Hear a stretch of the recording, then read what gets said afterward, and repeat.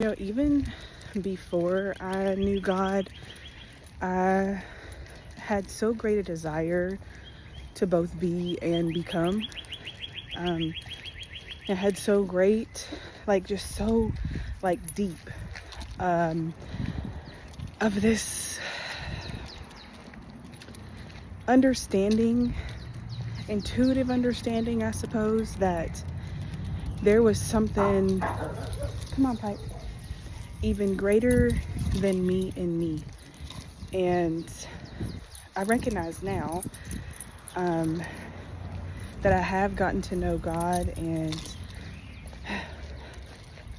that's the journey. I recognize not only that that's the journey, but also I think that feeling is the sense of eternity. Ecclesiastes would say, we've all been given this longing, this sense of eternity, this sense of something bigger, something larger. And I think the only unfortunate part about that is that a lot of times we, as members of the human world, choose to direct those desires, to choose to direct that deep yearning, really eternal desire for something great and wonderful. We misdirect those desires to things that are only carnal and temporary, and we do so out of our own understanding. We do so out of ignorance. We do so out of humanity. And I think that's exactly why and when we find ourselves in misfitting situations, because we haven't honored that deep sense of eternity because of, but really with an eternal maker, an eternal phenomenon. Like I said, we misdirect so much of our longing, with our eternal longing, into things that can never be eternal and were never meant to be eternal. So it's just energy spent at the wrong place in the wrong directions. And I think it doesn't only do us a disservice on an individual level, but on a global level. For me to be disconnected from the source of life, the God of the universe, the Father of Jesus Christ, amen, the Lord Almighty, for me to be disconnected means I'm spending my precious time. Time is not an expendable resource. It is probably the most valuable, scarce resource that we have. And I believe it's only scarce because we don't know how to use it a lot of times. But for me to not invest my time wisely, eternally, spiritually, with outer worldly things in mind, I'm stripping myself not only of a fulfilling life here, but a fulfilling life after. And I believe that fulfillment and joy and love and kindness and gentleness and introspection and big picture thinking and detailed thinking, I believe that it's all of those things are so contagious in a way that we can't even explain or understand. I wouldn't even use contagious as the word. I would use impenetrable and such a gift. So, come on, Pipe. When I strip myself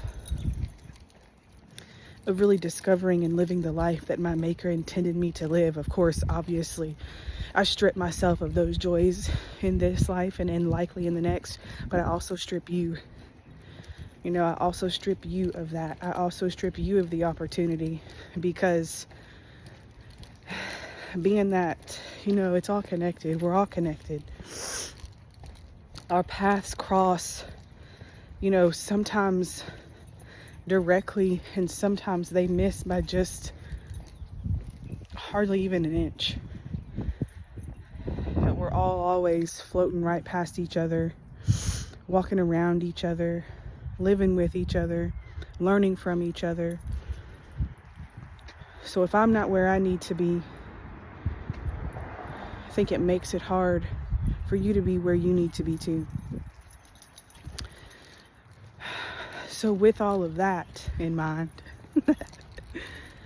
a lot of times, you know, I get so focused on becoming, because I know that I can't live and you can't live if we are both not continuously becoming.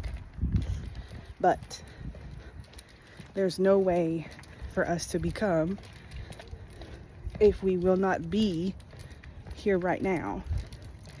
Because if I am not here right now, if I will not be and learn and be present here right now, then I cannot learn what I need to take in tomorrow, which will ultimately make tomorrow, which will be another day in my process of becoming.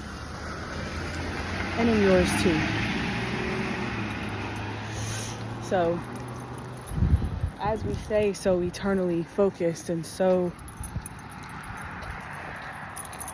big world, big God, big purpose minded, I think it's very important to remain grounded here and now in this moment, to fully experience what's meant to be experienced right here and now in this moment, because I believe the options are limitless for every second of every day.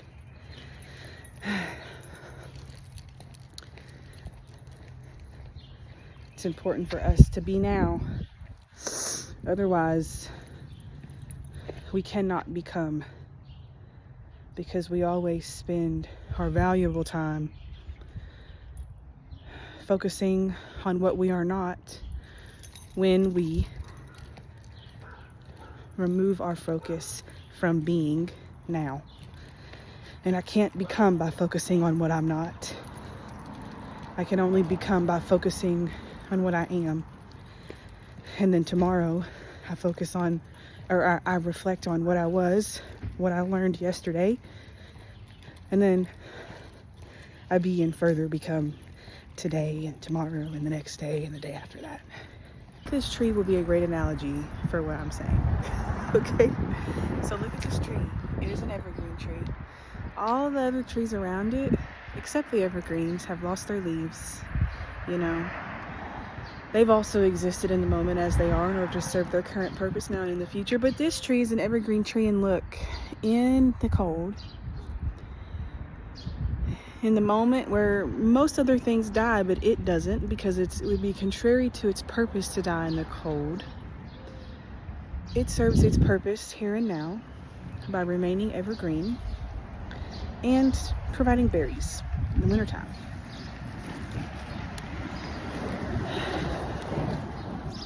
And because it is always, because it is in a constant state of being, because it's an evergreen tree, it works with the analogy. There's never a moment, whether in the summer or the winter or the fall or the spring,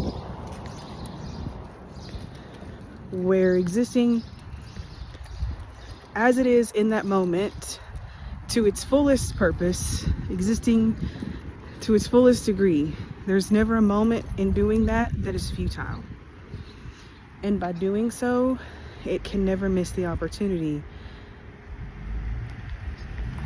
to become what it needs to be what it needs to be tomorrow, because it remained what it needed to be today. Again, serving its fullest purpose, living out its fullest purpose. It was able to become what it needed to be later by remaining as it needed to be today. I'm really not sure if the evergreen tree knows that it's evergreen, but What I do know for sure is that daily it pulls water from the ground through its roots up into its body. It takes in the sun every day. It nourishes itself with life from the source, directly from the source. Meanwhile, as we know, everything around us was created by, like, the source of life, the God of the universe, the Father of Jesus Christ. So what I'm saying is, I think the evergreen tree, maybe it's so great about existing exactly as it was made to exist, and living exactly the way that it was made to live in order to serve its ultimate purpose, because it's really mastered the art of deriving its life from the source of life and using that to live. It has really mastered the art of nourishing itself with food, with water, maybe figuratively, but also literally. Well, literally, but maybe also figuratively too. It's mastered the art of nourishing itself with what it needs straight from the source, rather than trying to get any of that from an external source, which ultimately will never be able to nourish it anyway. And it knows that. And I think that that's something we should probably take into consideration too. But something else, it eats just as much as it needs for the day. It drinks just as much as it needs for the day. It trusts its purpose is fulfilled for the day as it does what it knows it needs to survive, to live, to thrive in its full purpose for today. And so tomorrow it thrives because it did what it needed to do today. One more thing. I was dying where I was because I wasn't living and existing really fully as me, as who I am. Expressing what I think and exploring what I felt led to explore, I was forcing myself to be this person and live a life that wasn't really fully for me. It's just what I thought I was supposed to do. It's what everybody else around me was doing. It's like what the A plus B equals C kind of formula told me that I should do. But it just wasn't quite right. And though there would be moments where I could be, there were so many more where I just knew that the life that I was living, the job that I was doing, the way that I was existing then in that now, it wasn't entirely me, wasn't entirely who I was meant to be. And I was literally killing myself, dying from the inside out. But once I was brave enough, I think, by nothing more than the grace of God, honestly, and the guidance of God, once I got the courage to step out and go another direction, even though I didn't have everything figured out, and I guess supposedly, sort of, in a way, I still don't, but I don't make anywhere near as much money. Nobody knows my name. Nobody cares who I am. And it's fine. I kind of like it that way. It's just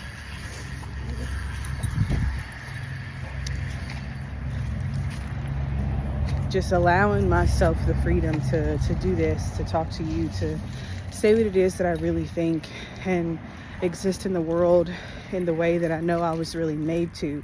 There's a whole other sense in life of freedom and liberation in this, by being who I know I'm meant to be.